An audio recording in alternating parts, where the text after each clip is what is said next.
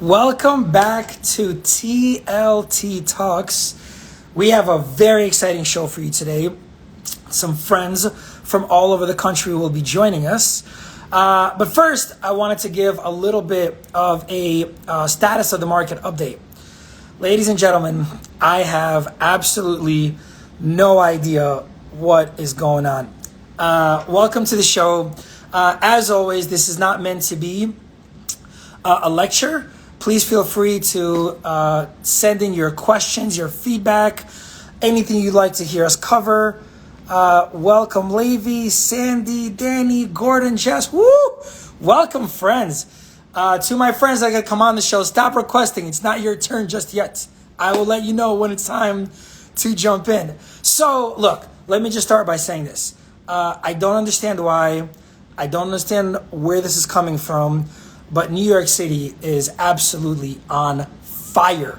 And there's no chance that I thought I'd be saying that just as recent as 30 days ago with the current administration shift, right? I'm not making a political statement here. I'm just saying that the new administration, the intention is to raise taxes, to eliminate the 1031, to tax stock transactions. And you would think, just logically speaking, that the secondary order consequence of that in the marketplace is that, real estate values would diminish because there'd be less money to spend. And because things of that nature, especially the 1031, last year, we did about $100 million worth of sales. About 25 to 30% of our sales were the investment community, was 1031s or people buying investment property. Now, look, we're not, the number one broker in New York City or anything. We're very respectable. Out of the 42,000 real estate agents, we fall in the top, 200 or so. But if you look at like a Ryan Serhant who's selling $1 billion of real estate a year, probably 30-40% of that is investment purchasing. And so if all of a sudden the 1031 goes away or taxes go up, chances are you would think that that has an implication on the pricing. But actually right now, it's literally going the other direction. It's literally feeling like 2015 to me. And we've launched a couple of properties over these last 30 days, and I'm seeing bidding wars. I'm seeing properties that we are pricing ambitiously go off the market really quick. Again, it's feeling like 2015 a little bit. Sandy says, because Ryan sends you his deals. I appreciate you, Sandy. Always good jokes. Good job, my man. So look, at a very high level, if you are a buyer waiting for the bottom, get off the bench. Rates have never looked like this. They've been low for a while, but just the other day I was looking with a buyer, and we got quoted 2% for a 10-year ARM with the buy down of the rate. There's some things to get there, but essentially I can't recall a time in history where it was possible to get a mortgage at 2% with any sort of parameters or terms, and that's possible today, or this was maybe like 5 days ago. So again, rates are ever changing, but they are very low. And if you're, I am seeing the pendulum swing just a little bit. I am seeing that, it's no longer just necessarily a buyer's market where you can go and offer, 10%, 15% below ask and get it entertained. It is feeling a little bit like sellers are gaining confidence. And what I don't know is this like a blimp of some kind? Is this just a flurry of activity? Is there a fear that things are about to change and let's just get into a good thing now? Or is this some sort of tipping point where now prices are going to go up? It could just as easily be that in the next, 3 to 6 months, some of these laws are passed, no 1031, tax code, whatever, and the market goes in a different direction. Hey, Megan, how's it going? And the market goes in a different direction.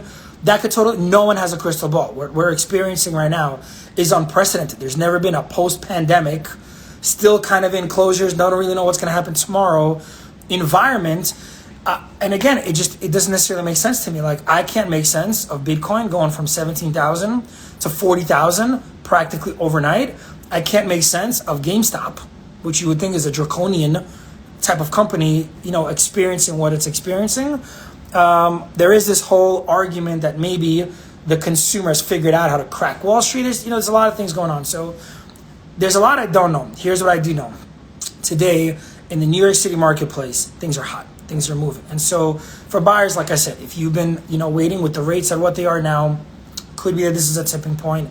Get off the bench, stop looking. There are great properties to be had. The inventory is starting to shrink a little bit. And if you're a seller, again, it's a great time to be selling right now. These things I've experienced for the last 10 years, that there are like pockets, and this is feeling very much like a pocket. So the last piece about New York City is there is a rumor that, the SALT tax exemption might be coming back, and so we'll see how that plays out. So what I wanted to do is, Compass is a national brand, and one of the things that I absolutely love about being here is there's no competition between the agents. We are literally like one big, huge family.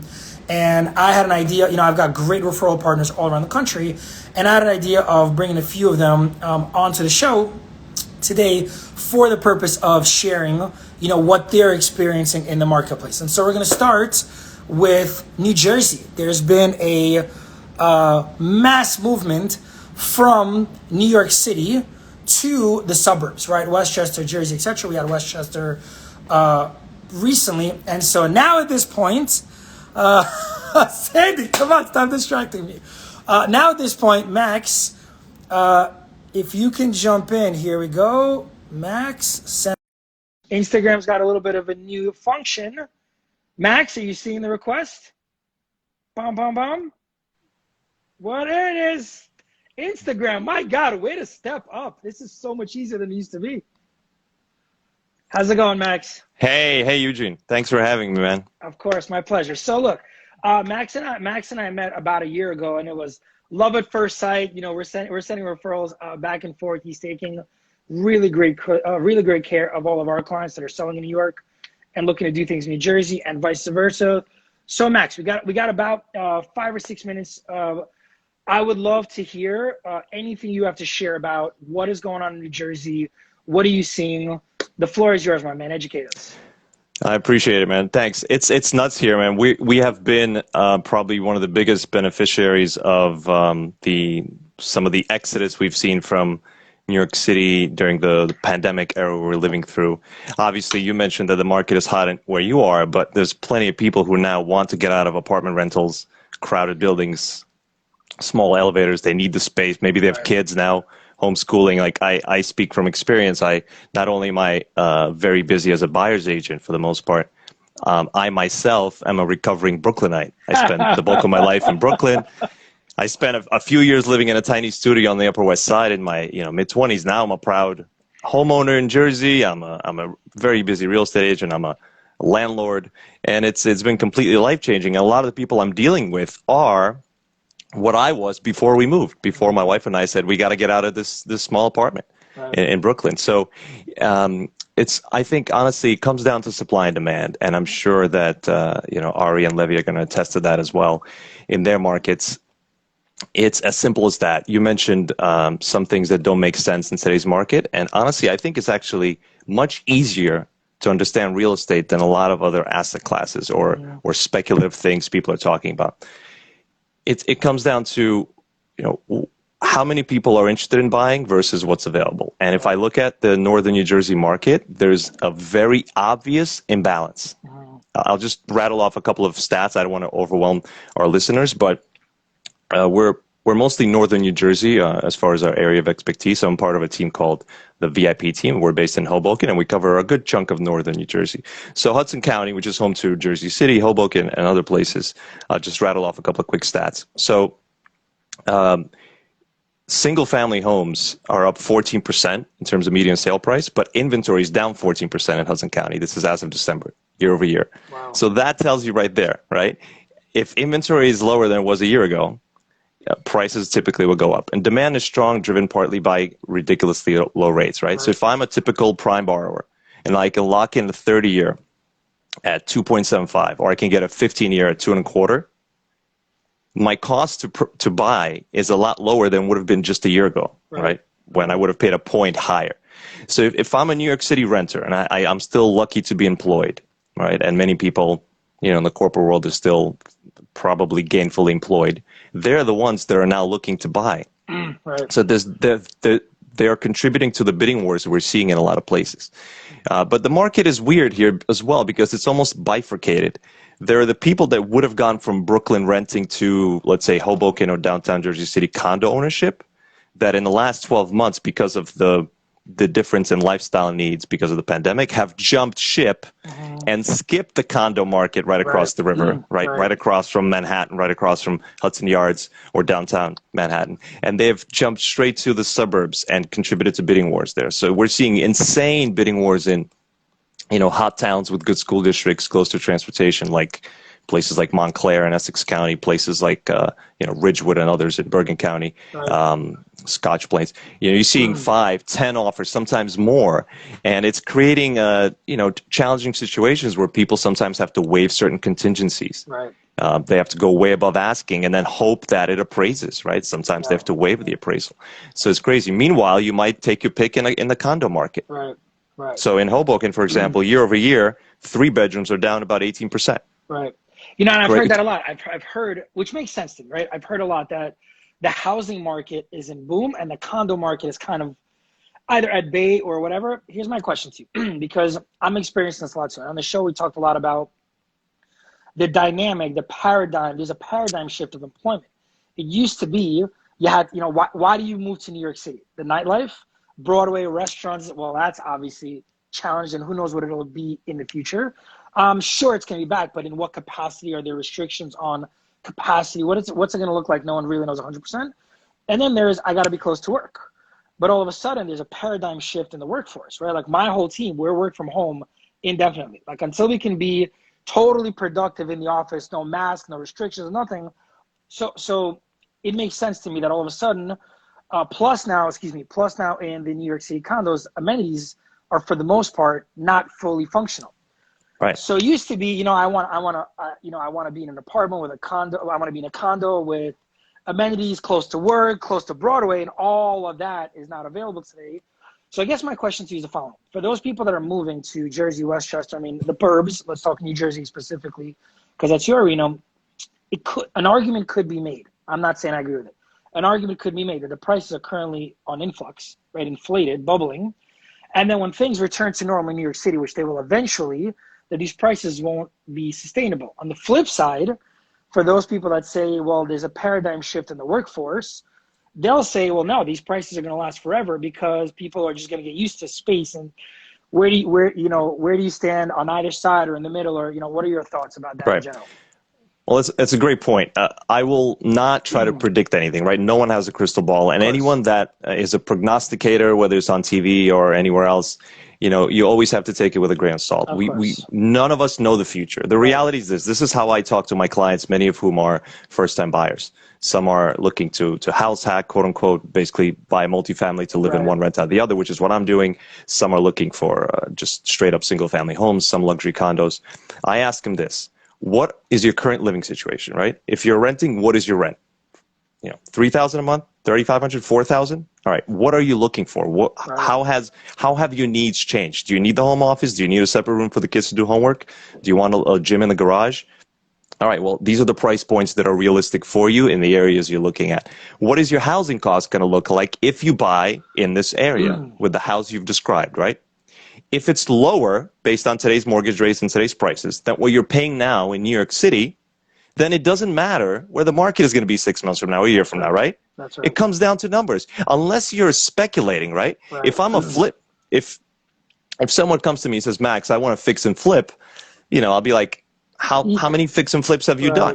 Like, what's your window? Like, do you have a contractor lined up that could start tomorrow? So that's a speculative strategy, right? But if I have someone calling me saying, Max, I can't stay in my 2-bedroom in Manhattan anymore, or Queens or Brooklyn, I need a house. I have 2 kids driving me crazy. My wife and I are both working from home. What can I get in Jersey?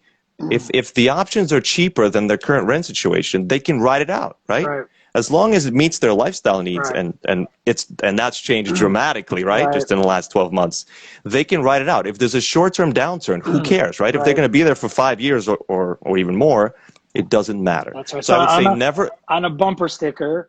It's not about the price, it's about the payment. I say that to my clients all the time. Max, I'm so sorry, man. I got to move on to our next guest. You are amazing. Awesome. Thank you very much. Guys, you want to share your details real quick of how people can find you? Yeah. Sure. You can follow me on Instagram, max.vishnev. I also have actually a podcast, a real estate podcast focused on New Jersey, but a lot of it is broad-based. It's New Jersey Real Estate Radio. There you go. And it's on Spotify, Apple, Google, and My Yeah, man. you could find my contact And information I online. can vouch for this guy, man. If you have needs in Jersey, Max is the man. Max, thank you so much, my brother. Thank you, Eugene. Talk to you, Pleasure. my man. Talk later. So everyone knows that Florida is basically an extension of New York City. And so I want to bring on the show next my brother Levi. We just sent you a request, Levi. You're just gonna have to click the little button that says accept. I got Instagram. You made this. Go Instagram. I'm so impressed. I'm so impressed. It used to be so complicated. Levi, what's up, my man? What is up, my What's man? up? How Look, it goes it, worked this sir? time. Wow, how easy was it this time? Last I don't time, know. That Levi and I had to do Instagram like has 3 stepped up different in a shows big till we got way. it right. Yeah. No, last time was really terrible. We had to end up switching to do the Instagram on my Instagram. Right. Plus, I was outside getting rained on. Do you remember that? Oh Worst time man, ever. Levi, what's up? So we're a little bit behind. You know, as brokers, we can get chatty. Levi, tell me about Florida, man. What's going on in Florida? Oh man, I'll tell you, if you speak to a real estate broker in South Florida who's not singing and whistling and skipping in the morning right now, they need it. They need to get into a new business. Our market is, it's not even fire. It's lava hot. We are seeing by far the craziest real estate market that I've seen in my career, Wow. and all for good reasons. And so there's a lot to discuss there as to what's happening, where's trajecting, what the future holds. Is this the biggest bubble? You know, because prices are really we're in bidding wars. We're seeing prices as an example in new construction in Coconut Grove 6-8 months ago was trading between $550 and $700 a foot, with a few exceptions that broke $750, $800. And we're talking single family homes. You know, now they're listing at $1,000 and they're taking $750 to $850 a foot. So it's it's a drastic jump. But in a lot of ways, $550 a foot for brand new construction in the tropical paradise of Miami has always been bargain basement of the country. And in Miami, it's always been primed to come up out of adolescency. And I think a lot of what's happening right now is really that new rebirth. Are you seeing what Max is seeing, that the single family homes are like exploding, but condos are kind of like at bay? Are you seeing We were similar? seeing that for a while. When it first started, it was short-term rentals. I mean, right towards the summer, as the summer was coming out, we were inundated with basically everybody from New York, especially the Hamptons, that people were just flooding, looking for a place to go once it started getting cold in New York. Right. And that was the beginning, was just rentals, short-term rentals. I mean, we're talking hundreds of requests a week. It was Wow. then the housing market really started drying up. Inventory was getting tight. People were, prices started increasing, and I think as most of that has now been really dried up, and there's very little inventory. I'll talk a few quick stats just to give you examples. I think people are now starting, and as more New Yorkers and people from LA and DC and Boston are starting to make the move, their friends are getting more comfortable doing it. So it's this sort of 100%. exponential thing. It's like the pioneers have come and done it, and now that they're here, for every one of them, 2 or 3 families or friends are following. And so I think businesses are changing with their locations. They're moving to South Florida. Mayor Francis Suarez has made it very, very appealing for tech and new businesses to come down here. So Florida's always been great for business. Florida and Texas, the tax code, the weather, it's Florida and Texas right now, I think, are the 2 states that have the highest influx of incoming residents, and it's not surprising. Taxes are great, weather's beautiful. It's like I talked to Jonathan Rosen over in Dallas, and his market's the same, maybe better. I don't know, but we're really starting to see that, and I think the work from home dynamic is really here to stay. It may not be permanent, and I think a lot of places are going to go back, but I think there's a lot of great talent that's gotten used to working from home, and I think companies are going to have, if they want the talent, they're going to have to let them do what they do from wherever it is they want to do it. If they want to do that from the comfort of their home in Brickell overlooking the bay, then that's just what it's going to be. So I think my friend runs a team over. My friend runs a team over at JP Morgan, and when this whole thing happened, he's got a team of I think 25 or 30 or something like that, and 7 of his team members moved all around the country, Texas, Tennessee, whatever, and ultimately they just told them no sweat, stay forever. Didn't change their salary. Jay, what's up, my man? Where's the blue glasses, Jay? I haven't seen the blue glasses in a while. Listen, be really careful. We're not knocking New York at all in this phone call. Jay will rip you on. Jay gets sensitive. Jay gets sensitive. No, but seriously, so my friend, he moved his team all around the country, did not reduce in pay in any capacity. It still makes sense because now JP doesn't need as much square footage in New York City. So it still makes sense, right? Because the largest expense line for any business is, rent or mortgage. And so, yeah, I just think we're going to see this more and more and more, where people can work from anywhere in the country. Not at every single job, obviously, but listen, it's great to hear the market's on fire. Any tips, any stats you want to share before I jump We're seeing a lot of that. Miami in general is in a boom state. So I've always believed that you bet long on Miami. Miami is still very adolescent. There's a lot of room. If you look at what's going on in downtown Miami, they have a $4.2 billion project the size of Hudson Yards. It's in progress now. Airbnb has a building there. Even 11 nightclub is doing an 11 residences and hotels. No way. It's absolutely, and they sold 100 units in 7 days. Wow. So that area is booming. Miami Beach is booming. Next door to Faena, you have the Amman is coming to town. So Wow. we're still really, really growing. And I think this has been one of those pushes that Miami has been waiting for. But a lot of people are coming here. Miami has always been a bargain basement. People come with the mentality that they're going to get a huge discount. But I think it's important to remember that you can spend a lot of money in Miami too. That's true. And we are seeing bidding wars. We are seeing properties come on market and go full cash offers with limited to no contingencies. At the same time, there's a lot of people that are trying to overshoot the market and are getting a little aggressive. And so having somebody that can help you navigate that and understand that is very important. Very cool. And we're just doing our best to try to keep it down to keep it just to keep it from a boiling point. Right. But it's very exciting. And well, Levi, anyone that finds themselves working with you, I think to be very lucky. I find you and I met like hanging out in Charisma and that sort of place. But from the first conversation, you're like me, man. You're a real estate scientist. Everything's about the data. Everything's about trends. You're honestly you add a lot of value to your clients, man. So well, I wish we had more time to chat about it all, but you got Ari waiting. We got Ari waiting. That's right. For your 30-minute show. Thank you so much, Levi. Appreciate you, man. My pleasure. If anybody needs to reach me, easy reach. Levi at Compass, which is Levi at Compass, or just shout at me through Eugene. Yeah, cool. Levi, talk soon, my man. Bye. I'm going to say it again. I'm so impressed at how easy Instagram has made all this. Who loves their Jay has a question. I let Levi go right up. Who loves their children more? All right, I spoke too soon. Ari, I don't have you in my queue. Oh, no, there you are. Never mind. Here you go. So then, we've talked about New Jersey, the suburb of New York. We've talked about the extension. Now we take a plane ride over to the West Coast, find out what's going on in LA with my man Ari. Ari, what's going on, man? Talk to me about what's happening, man. I was just enjoying the back and forth between Jay and your team. I mean, Jay, what's up, man? All good over here in LA. Just, loving this beautiful climate. I think it's like 75 degrees out today. And, that's why people love LA. One of the reasons, at least. It's true.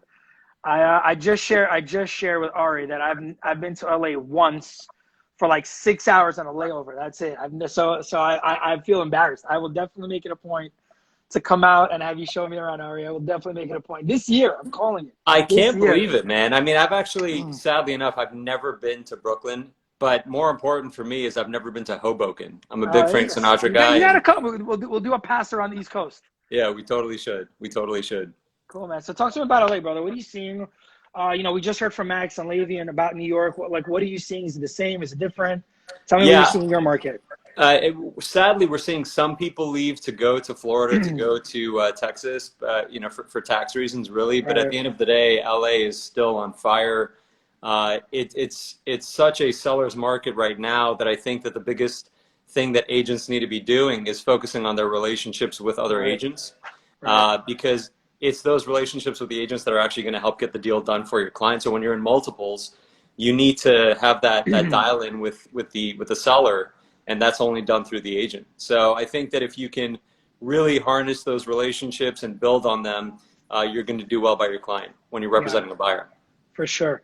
Any stats you have to share? Anything about markets up or down or income? Anything for? I just say in general, what's shocking about the LA market, typically I find that, either the upper end or the lower end, they kind of go in opposite directions. But right now what we're seeing in LA across the board is, the ultra high end is moving at a very fast pace. Wow. The lower end, of course, is just absolutely on fire.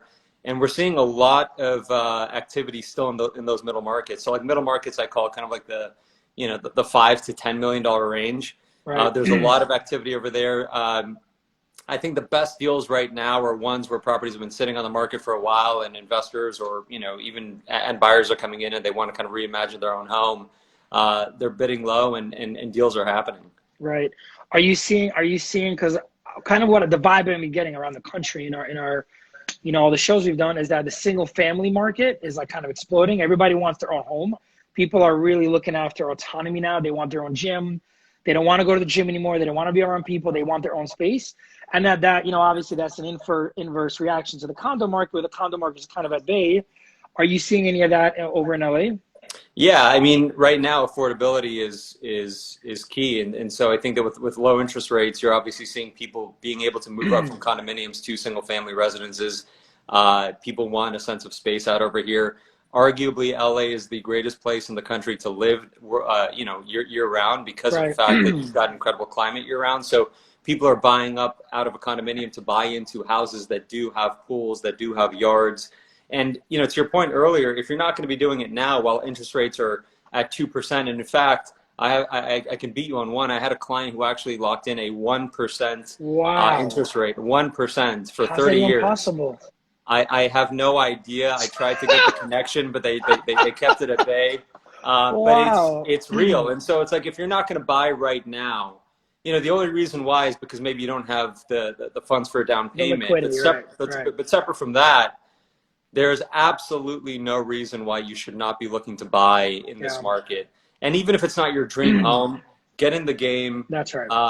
Because obviously property values continue to appreciate over time. So now is the time. Right. In every market. Listen, I'm in Williamsburg, and I was a real pioneer. I bought when this place was a desert. And, I think we got our first place at like $600 a foot, and then when things hit $1,000, it was like, oh, it's too expensive. And then at $1,500, it's too expensive. And then we still hold the record at the edge at $1,940 a foot. Same with Bitcoin. Oh, it's already 5,000. It's too expensive. It's already 10,000. It's too expensive. Same with the S&P. Same with Amazon. Like people are always like, oh, it's too expensive. Listen, here's the reality. Here's the reality of the world we live in. Everything goes up. Yeah. I can't remember the last time that the cost of milk or water or eggs went down significantly. Everything goes up, Inflation, yeah, man. So very cool. So for me personally, I have a dream of owning 50 doors between now and 2030. I'm looking to buy my first investment property in this year. And I'm looking to sort of all over the country for people like myself. Are there any great investment opportunities in LA? And if so, what are they? Yeah, I think that there's plenty of great investment opportunities. So in LA, we've got what I would consider really the city, which is kind of like the West Hollywood, the Beverly Hills, the Bel Air markets. And then what I guess would be the Brooklyn to LA is more of the Valley, right? So like the Sherman Oaks, Encino, Studio City. I feel like you can get fantastic bargains still in those markets. And right now you're seeing massive developments that are going up over there. So I'm always a believer in buying around where there's a lot of big activity. For sure. Woodland Hills, as an example, there's an $18 billion development that's going on out in that area. And I feel like if you can get in the game and buy around those pockets, then you're going to start to see those property values appreciate along with those developments. So, the key is you buy one and you hold, and then you start to buy around it. That's right. And I feel like having a dream or a goal of 50 units over the next 10 years is great. And I feel like everybody should get into the game wherever they can. Yeah, exactly. Like the real estate has served my family really well. Like, we on the Lidbag team, we do all things real estate, right? We do rental sales, new development, all that stuff. But what our passion, I've helped so many people create wealth through real estate and riding this wave. And so now, but it's usually been like on the traditional investor one, whatever. So I'm looking to do it for myself now. We've done it residentially, and now I'm looking to be, take it. So here's what I'm going to do. This thing is going to post live eventually. Max and Levy, I'm hoping you guys are still listening. Once this thing posts, if you guys want to drop some, I'm talking to a lot of people that are investors looking to double down on real estate or new investors. So if you guys want to drop any properties, any tips, anything, once this thing posts, like in the comments, I think that would be really helpful. A couple of properties if you want, whatever you guys want to do. Ari, thank you so much, man. What a pleasure. What a pleasure. Thank you, brother. Really thank you. So good to connect the coast. Thanks so much. Yeah, share your info. How can people find you? Where should they reach out? Reach out, Ari@compass.com. Our Instagram handle is at Ari Afshar and Associates. Very So cool. follow Very us. cool. We'll follow you back. Guys, if you Lots of got love. something going on the West Coast, Ari's the man to talk to. All right, Always. talk soon, my brother. Thanks, brother. All right, bye-bye. So, ladies and gentlemen, that's our show today. I don't know about you. That was a ton of fun for me. Instagram, thank you for allowing me to do this. We're going to try to do more and more of like panels. Instagram, now that I know you're listening to me, the next step is I would have loved to have all three people on at the same time and do it panel style. Okay, so I know you heard me about the invite thing. Let's put the designers to work. You got plenty of money. Next, let's do how do we get 2 or 3 people on the show at the same time? Let's start to focus our energy on that next. Folks that are watching live now, folks that are going to see this on, in the future when we circulate it, you just got a little bit of an insight, a taste of Compass. This is what it's like. Anywhere in the country, if there's a real estate need, there are great people. We're all one big family. Everybody's ready to help. And it's not limited to real estate. If you're looking to move to Florida or LA or New Jersey or anywhere else in the country, there's really great people waiting to help with whatever you might need. If it's a contractor, if it's a painter, what's a good restaurant to go to? I mean, again, none of us, this isn't a summer job for any of us. All of us are in this for the long term, and all of us are looking to add value, build relationships, etc. Compass is all about helping people find, their place in the world. And I think we've got some of the greatest agents in the industry to help people do so. So if there's any questions about anything, feel free to reach out to me. I'm happy to connect you with anyone in the country. And we will be doing, this first quarter is really dedicated to adding value to sellers for the LiveBag team. And so we are going to be doing a virtual seminar in the coming weeks. Sarah Katz will send something out in the coming weeks about this event, but it's just going to be something to arm sellers in this market regarding what to do, tips and tricks, etc. So look out for that coming up. Thank you all very much. Have a wonderful weekend. As always, reach out to us, leave comments, leave questions. Let us know what you want us to do a show on next, because after all, we do this for you. Love you guys. All right, man. Have a good one, everyone.